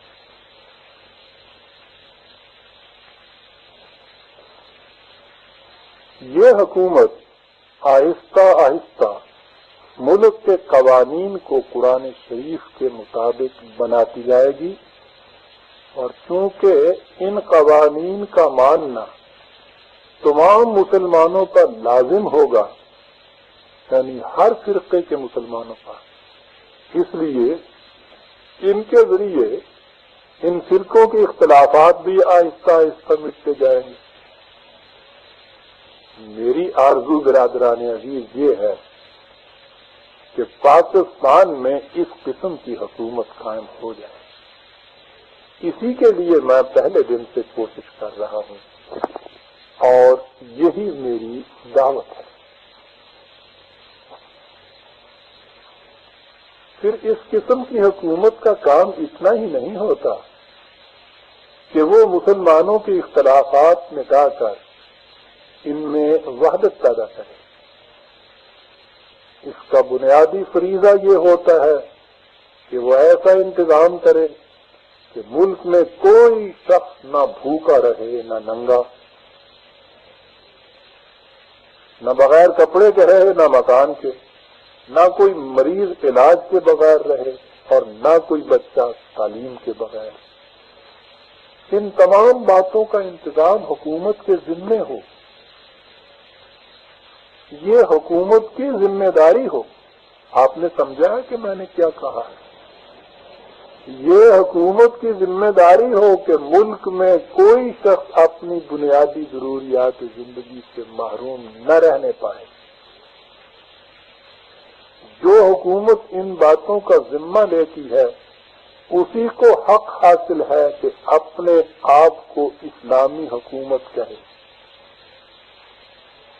اسلامی حکومت کے متعلق حضور نبی اکرم صلی اللہ علیہ وسلم کا یہ ارشاد کس قدر واضح ہے، جس میں حضور نے فرمایا ہے کہ اگر کسی بستی میں کوئی شخص بھوکا سو جائے اور اس پر اسی حالت میں رات گزر جائے تو اللہ تعالیٰ اس بستی کو محفوظ رکھنے کی ضمانت کو ختم کر دیتا ہے۔ حضرت عمر رضی اللہ تعالیٰ عنہ نے تو یہاں تک فرما دیا تھا کہ اگر دجلہ کے کنارے کوئی کتا بھی بھوک سے مر جائے تو خدا کی قسم عمر سے اس کی بھی باز پرس ہوگی۔ میری کوشش برادران عزیز یہی ہے کہ پاکستان میں اس قسم کی حکومت قائم ہو جس میں کوئی قانون قرآن شریف کے خلاف نہ بنے، جس میں کوئی شخص رات کو بھوکا نہ سوئے، جس میں ہر ایک کو پہننے کو کپڑا اور رہنے کو مکان میسر ہو، جس میں قوم کے تمام بچوں کی تعلیم مفت ہو، جس میں ہر بیمار کا علاج مفت ہو، جس میں انصاف بلا قیمت ملے اور ہر ایک کے ساتھ ایک جیسا سلوک ہو، جس میں غریب کی بھی ایسی ہی عزت ہو جیسی اس وقت امیروں کی عزت ہوتی ہے، جس میں رشوت، چور بازاری، دھاندلی، بے انصافی ختم ہو جائے، جس میں بے حیائی، فحش کاری قانوناً بند ہو جائے، جس میں ہر ایک کی عزت، آبرو، جان، مال سب کچھ محفوظ رہے، جس میں شریف عورتوں پر کوئی آوازیں نہ سکے، کسی عورت کو باہر نکلتے ہوئے کسی قسم کا ڈر اور خوف نہ ہو، ہر ایک چین سے دن گزارے اور اطمینان کی نیند سوئے، غرضے کہ ہر ایک کو وہ حقوق ملیں جو اللہ تعالیٰ تمام انسانوں کو دینا چاہتا ہے۔ یہ اسی صورت میں ہو سکتا ہے کہ ملک میں قرآن شریف کے مطابق حکومت قائم ہو، اس سے ہم پھر سے سچے مسلمان بن سکتے ہیں، اس لیے کہ خدا تعالیٰ کا فیصلہ یہ ہے کہ وَمَن لَّمْ يَحْكُم بِمَا أَنزَلَ اللَّهُ فَأُولَٰئِكَ هُمُ الْكَافِرُونَ، جو لوگ خدا کی کتاب کے مطابق حکومت قائم نہیں کرتے تو انہی کو کافر کہا جاتا ہے۔ اس آیت کا حوالہ ہے سورہ مائدہ آیت 44۔ آپ اپنے گھر جا کر قرآن شریف نکال کر اس آیت کو ضرور دیکھ لیجیے گا۔ یہی آیت بتاتی ہے کہ اسلامی حکومت کسے کہتے ہیں۔ اس مقام پر برادران عزیز میں سمجھتا ہوں کہ آپ کے دل میں یہ سوال ضرور پیدا ہوگا کہ جو باتیں میں نے آپ سے کہی ہیں ان میں تو کوئی چیز بھی قابل اعتراض نہیں، پھر میری اس قدر مخالفت کیوں ہو رہی ہے؟ یہ سوال آپ کے دل میں ضرور پیدا ہونا چاہیے، لیکن اگر آپ ذرا غور سے کام لیں گے تو اس کا جواب بھی آپ کو آسانی سے مل جائے گا۔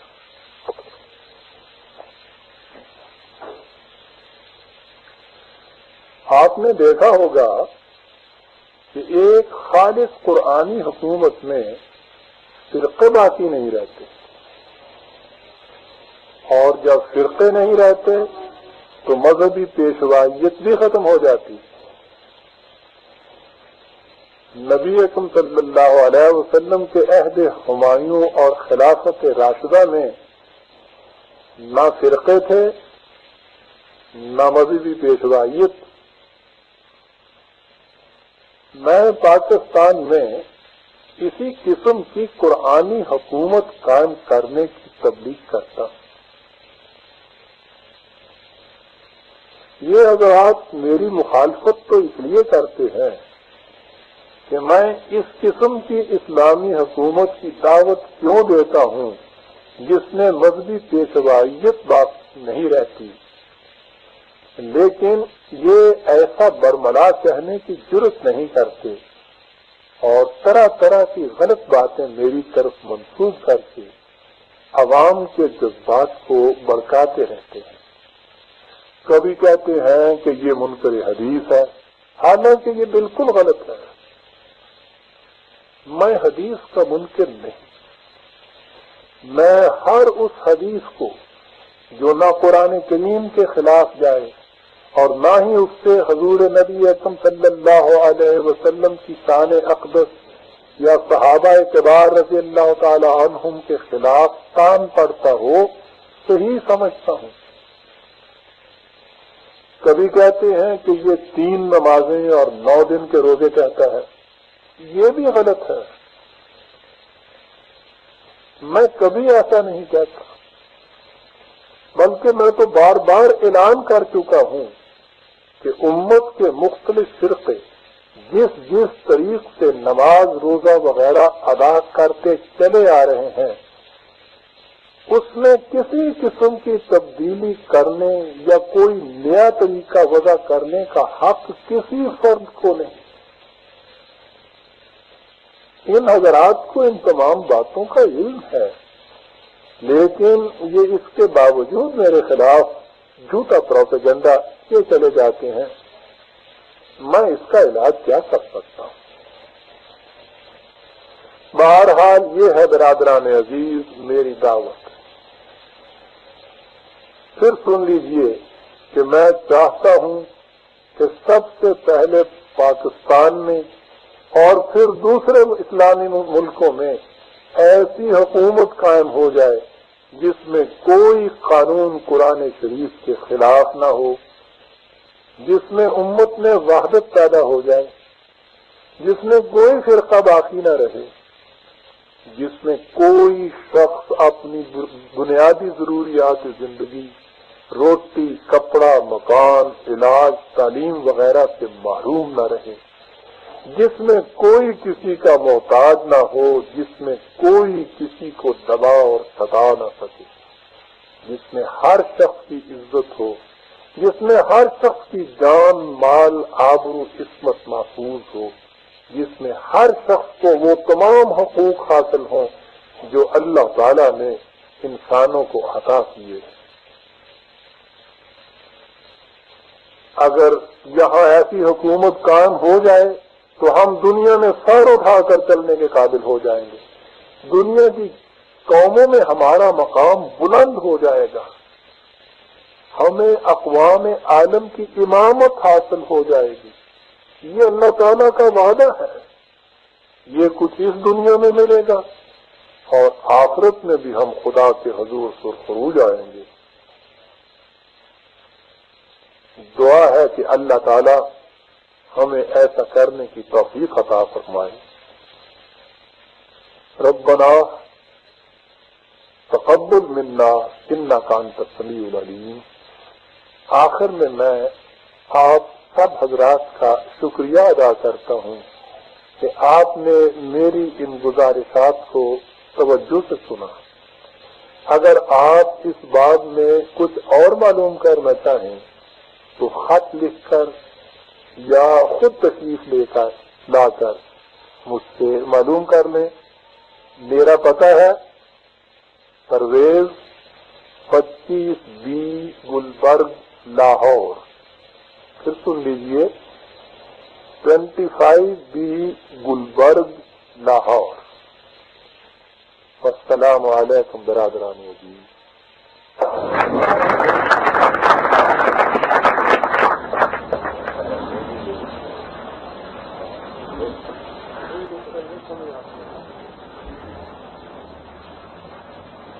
اور آ گیا وہی سوال۔ آج کے متعلق سنا ہے کہ آپ 3 نمازوں کے قائل ہیں، کیا اس سے آپ نیا فرقہ نہیں بنا رہے؟ یہ ٹھیک آپ نے کہا کہ جو 3 نمازوں کے قائل ہیں وہ واقعی ایک نیا فرقہ بنا رہے ہیں۔ میں وہ ہوں کہ جو اس نیا فرقہ بنانے والوں کی شروع سے مخالفت کر رہا ہوں، یہ کہتے ہوئے کہ امت جس طریقے سے، جس انداز سے جتنے وقتوں کی نماز پڑھ رہی ہے، روزے جتنے رکھ رہی ہے، ان کو علی حال ہی رہنے دینا چاہیے۔ کسی فرد کو اس کا حق حاصل نہیں ہے کہ ان میں کسی قسم کا رد و بدل کرے یا ان کی جگہ کوئی نئی چیز پیدا کرے۔ جو ایسا کرتا ہے وہ امت میں فرقہ بناتا ہے، اور فرقہ بنانا امت میں شرک ہے قرآن کی روح سے۔ مجھ سے وہ بھی بگڑے ہوئے ہیں جو یہ کچھ کرتے ہیں، اور یہ بھی بگڑے ہوئے ہیں۔ بعض یعنی قسمت یہ ہوئی ان کی۔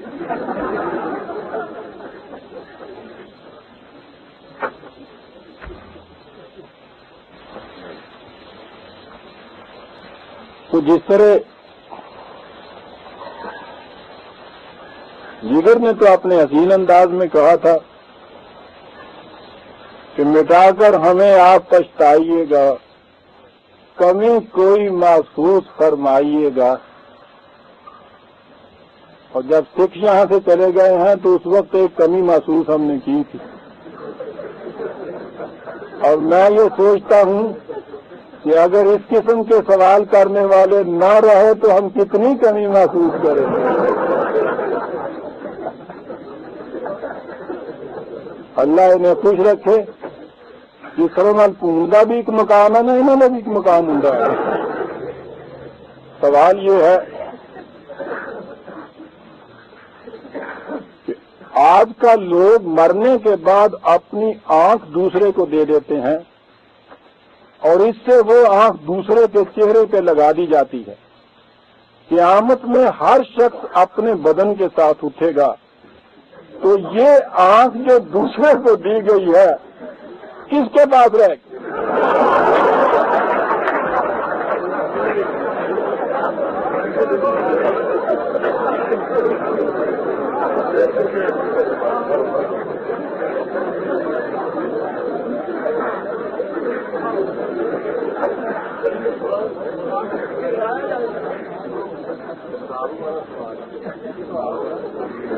گل صاف کر لینی چاہیے اتنے مشکل پیدا ہو جائے گی کہ میں منگی نہ دیتی پھر کی ہوئے گا؟ میراثی کسی کی بکری چڑھا کے کھا گیا، لوگوں کو پتہ بھی چل گیا کہ یہ کھا گیا، انہوں نے آ کے کہا کہ یہ تو بڑی بری بات ہے، اس کی بکری دے دو۔ اس نے کہا یہ غلط ہے، میں نے کھائی نہیں۔ اس نے کہا یہاں تو معاملہ یوں صاف ہو جائے گا، تم مکر رہے ہو، ٹھیک ہے مکر سکتے ہو، قیامت میں جب وہاں جا کے تم سے پوچھا گیا تو پھر کیا کرو گے؟ کہنے لگا میں وہاں بھی مکر جاؤں گا۔ اس نے کہا کہ مکر کیسے جاؤ گے؟ وہاں وہ بکری بھی بات کھڑی ہوگی، وہ شہادت دے گی۔ کہنے لگا تو پھر تو موج ہو گئی، بکری کا کام کر کے اس کے حوالے کروں گا کہ یہ لو۔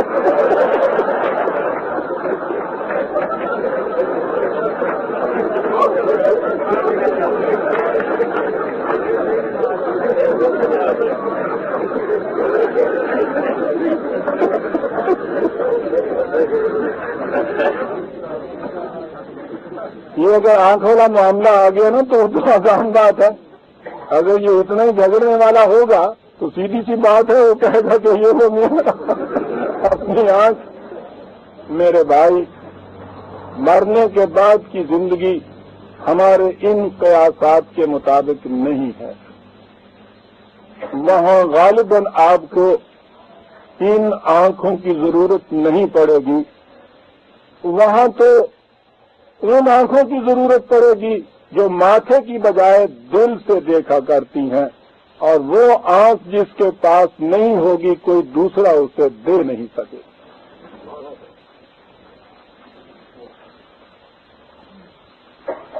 سوال ہے،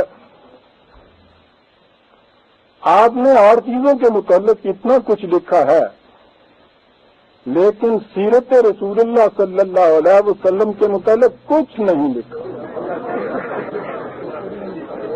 کیا آپ کے نزدیک سیرت کی کوئی اہمیت نہیں ہے؟ کیا کہا انہوں نے؟ اور یہ اتفاق دیکھیے کہ میری ساری کتابوں میں سے سب سے زیادہ ضخیم، بڑی، سب سے زیادہ وزنی سیرت نبی اکرم صلی اللہ علیہ وسلم کے متعلق کتاب ہے جسے معراج انسانیت میں نے لکھا ہوا ہے۔ اب جس کو وہ اتنی ضخیم کتاب بھی نہ نظر آئے اور وہ یہ کہے کہ تم نے سیرت کے متعلق کچھ نہیں لکھا ہے، اب میں کس طرح سے اس کو قائل کر دوں؟ سوتے کو تو جگا سکتا ہے کوئی، جاگتے کو کون جگائے؟ میرے بھائی، معراج انسانیت اس کتاب کا نام ہے، اور اسے اٹھا کے دیکھیے، بڑی تختی کے قریباً 850 پونے 900 صفحے پر پھیلی ہوئی وہ کتاب ہے، اور معراج انسانیت نام بتا رہا ہے کہ میرے نزدیک اس کی اہمیت کتنی ہے جسے آپ سیرت نبی اکرم صلی اللہ علیہ وسلم کہہ رہے ہیں۔ خود نہ معلوم ہو تو میرے بھائی کسی سے پوچھ ہی دینا چاہیے، اس میں اتنا زیادہ قصور نہیں جتنا اس طرح سے ہوتا ہے کہ کسی کے متعلق یہ بات یوں کہہ دی جائے۔ خیر،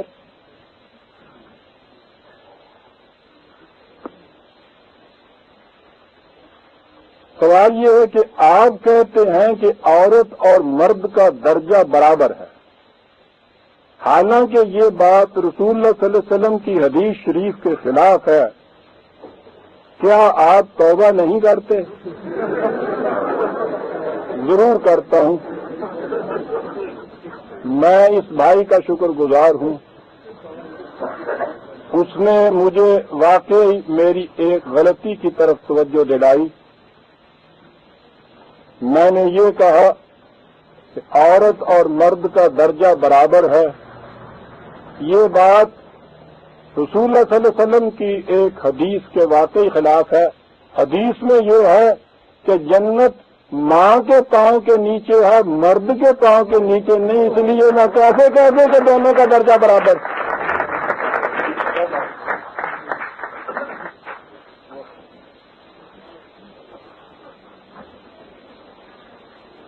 اس درجے کے جاننے والوں نے خود بتا دیا تھا کہ مرد اور عورت میں درجہ کس کا بڑا ہے۔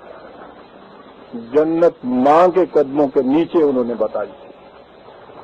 انہیں پتا تھا کہ یہ امت کیا کرنے والی ہے۔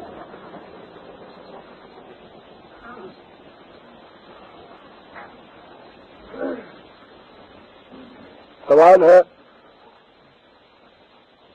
رسول اللہ صلی اللہ علیہ وسلم نے فرمایا تھا کہ خلافت قریش میں رہنی چاہیے۔ کیا آپ اس حدیث کو صحیح سمجھتے ہیں؟ آپ اگر اسے صحیح نہیں سمجھتے تو اس کی کیا دلیل ہے اور اسے صحیح سمجھنے میں نقصان کیا ہے؟ خلافت قریش میں رہنی چاہیے۔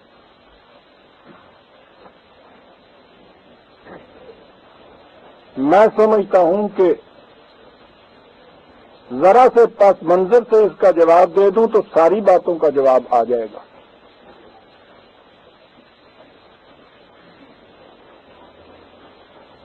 انیس سو 58 کا ذکر ہے۔ میں اتنا عرض کر دوں کہ اس مجلس میں یا کسی اور جگہ جہاں میں ان استفسارات کے جواب دوں یا کسی اور ضمن میں کسی کے متعلق بات کروں، میں کبھی ذاتیات اور شخصیات میں نہیں الجھا کرتا، لیکن جہاں بات ایسی آ پڑے کہ وہاں ناگزیر ہو کسی ذات یا شخص کا ذکر کرنا تو اس موضوع کی خاطر وہ ذکر کرنا پڑتا ہے۔ اس ضمن میں ہی میری یہ بات سنیے گا۔ 1958 کا ذکر ہے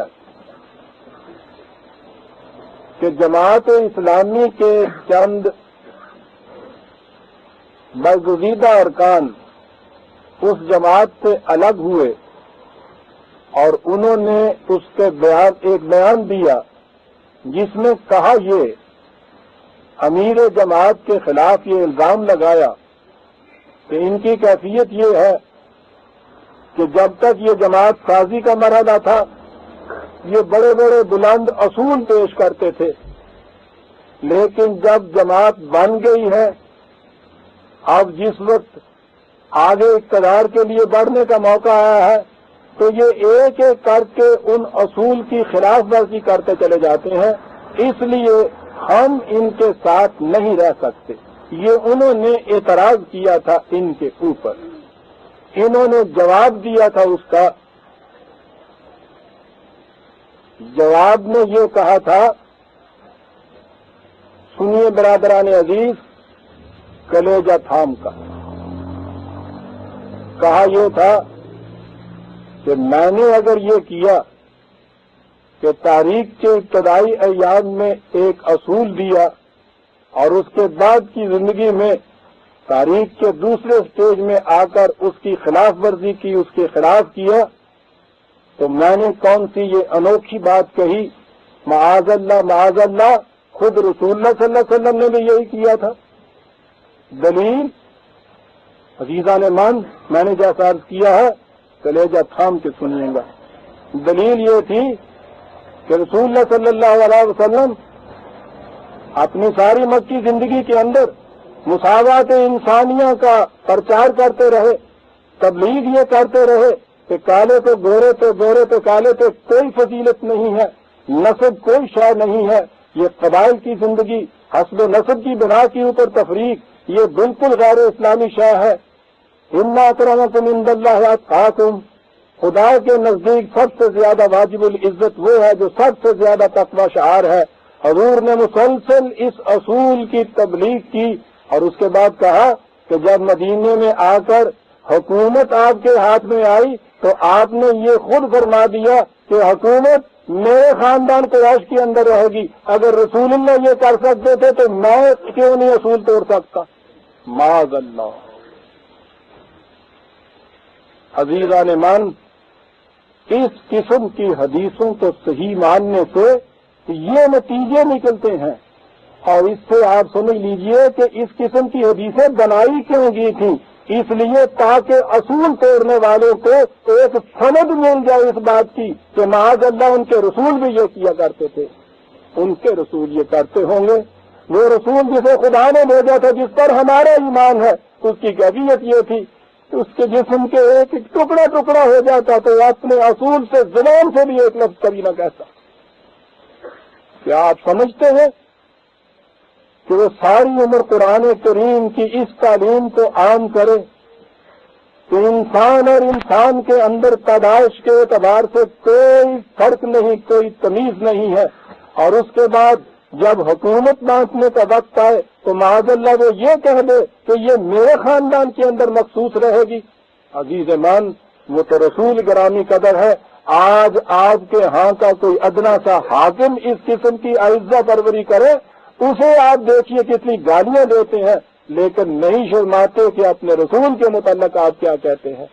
اور یہ ہے اس قسم کی وہ حدیثیں کہ جب ان کا میں انکار کرتا ہوں تو بجائے اس کے کہ یہ قوم شکر گزار ہو کہ بہرحال ہمارے رسول کی ناموس اور عزت کو اس طرح سے بچایا گیا، اس پر کفر و الحاد کے فتوے صادر کرتے ہیں کہ تم نے رسول کی ناموس کو بچایا کیوں؟ کم وقت کیا کرے کہ جس کا ایمان اور جس کی حمیت اس کی اجازت نہ دے کہ وہ اپنے رسول کی طرف اس قسم کی باتوں کو منسوب کرے جس کا نتیجہ یہ نکلتا ہو۔ یہ ہے میرے بھائی دلیل میرے پاس اس بات کی کہ یہ حدیث میرے رسول کی نہیں ہو سکتی۔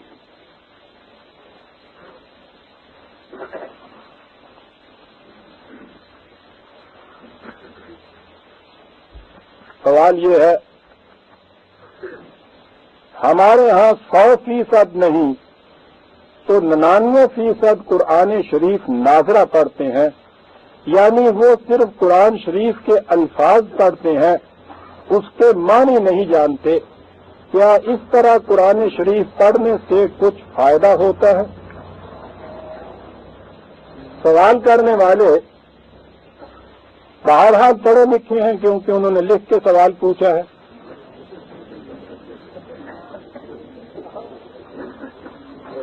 نہ صاحب یقینی طور پر کیا کہ خام خواہ کے لیے ملحوظ ہو جاؤں میں، کہ آس ہی ہے نا۔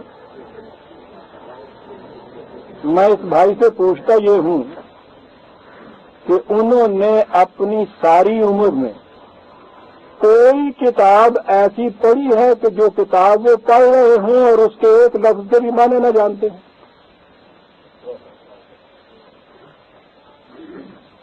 ساری عمر میں کبھی کوئی کتاب معنی نہ جاننے کے باوجود پڑھنا تو ایک طرف ہے، کیا کوئی ایسی کتاب بھی پڑھی ہے کہ جو ان کی صلاحیت اور استعداد سے زیادہ مشکل ہو، وہ ان کی سمجھ میں نہ آتی ہو، لیکن اس کے باوجود وہ اس کتاب کو پڑھ رہے ہیں؟ وہ اپنی استعداد کو بڑھائیں گے؟ کتاب تو ہوتی وہ ہے جسے سمجھ کر پڑھا جائے، جسے سمجھ کر نہ پڑھا جائے اسے آپ کتاب کہیں گے کس طرح سے؟ اگر قرآن کریم کو سمجھ کے نہ پڑھا جائے، سمجھا جائے کہ اس کے الفاظ ہی دوہرا لینے چاہیے، تو پھر یہ کتاب کس طرح سے ہو جائے گی؟ اور قرآن نے اسی لیے تو پہلے ہی صفحے پہ کہا ذالک الکتاب لا ریب فیہ، یہ کتاب ہے۔ اور حالانکہ بظاہر یہ سمجھ میں بات نہیں آتی کہ کتاب سے شروع میں یہ کہنا یہ کتاب ہے۔ معلوم ہوتا ہے کہ اس خدا علیم و خبیر نے اس بات کے لیے یہ چیز پہلے ہی کہہ دی تھی، تجھے پتا تھا کہ اس کتاب کو سینے سے لگانے والے اسے کتاب نہیں سمجھیں گے، کچھ اور سمجھیں گے۔ اس نے کہا یہ کتاب ہے، اور پوچھا پھر ان سے کہ کیا دنیا کی کسی اور کتاب کے ساتھ بھی تم یہ کرتے ہو؟ دنیا کی کوئی قوم یہ کرتی ہے؟ کبھی بھی یہ کچھ ہوتا ہے؟ جب تم عام کتابوں کے ساتھ یہ نہیں کرتے تو بالآخر اس کتاب نے تمہارا کیا بگاڑا ہے کہ اس کے ساتھ تم انوکھا سلوک کرتے، حالانکہ ذالک الکتاب یہ بھی تو کتاب ہے میرے بھائی. آپ کو معلوم ہے کہ اس نے نقصان کیا پہنچایا آپ. قرآن کریم زندگی کا ضابطۂ حیات اسے اس لیے دیا گیا تھا کہ اسے سمجھا جائے. سمجھا اس لیے جائے کہ اس کے مطابق زندگی بسر کی جائے. یہی اس کا مقصد، یہی ہر کتاب کا مقصد ہوتا ہے. اب اس کے بعد اس کتاب کے ساتھ کیا یہ کہ نہیں صاحب اسے سمجھا ہی نہیں. اس کے الفاظ سمجھنے کے لیے نہیں ہیں، صرف پڑھنے کے لیے، دہرانے کے لیے ہیں. اس سے ثواب ہوتا ہے، سمجھ کی بات نہیں. الفاظ کو دہرا دینا بات بڑی دور چلی جائے گی، لیکن سیمینٹک اور تاریخ کے جاننے والے اسٹوڈنٹس جانتے ہیں اس چیز کو کہ ایک چیز ہوتی ہے جسے میجک یا سحر یا جادو کہتے ہیں. اس میں الفاظ کو دہرایا جاتا ہے، ان کا مفہوم کچھ نہیں ہوتا. عقیدہ یہ ہوتا ہے کہ صرف ان الفاظ کو دہرانے سے ایک برکت حاصل ہوتی ہے، ایک مقصد حاصل ہوتا ہے. اسی قسم کے الفاظ سے تعویذ لکھے جاتے ہیں، اور یہ بات سنی سنائی نہیں کہتا. ہزارہ تعویذ اپنے ہاتھوں سے لکھے ہیں برادران عزیز. املیکا، تملیکا، تلتیکا، تلسیکا 3 لائنوں میں لکھیے، جس کے باندھ دیجیے، اس کے بعد 5 روپے روز نکل آئیں گے مسلے کے نیچے سے. 5 نوٹ. اب بات سمجھ میں آئی کہ اچھا ہوا ان دنوں کسی کو یہ پتہ نہیں چل گیا کہ 5 نوٹ نکلے، اس لیے کہ ہر نوٹ کے اوپر نمبر ہوتا ہے. اب اگر وہ پوچھ لیتے کہ یہ نمبروں والے نوٹ تم نے لیے کہاں سے، تو یا تو کسی کو چرائے یا وہ خود بنائے، ورنہ آئے کہاں سے.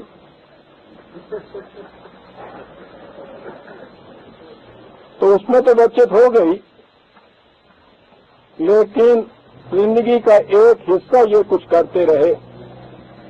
قرآن کے الفاظ کو بھی اس طرح سے، اس کے میجیکل میننگ، اس کے سحر کے الفاظ کا مفہوم لیا گیا. سیمینٹک یعنی الفاظ کا مفہوم نہیں کوئی، الفاظ کے اندر کوئی چھپی ہوئی قوت، تاثیر یا برکت.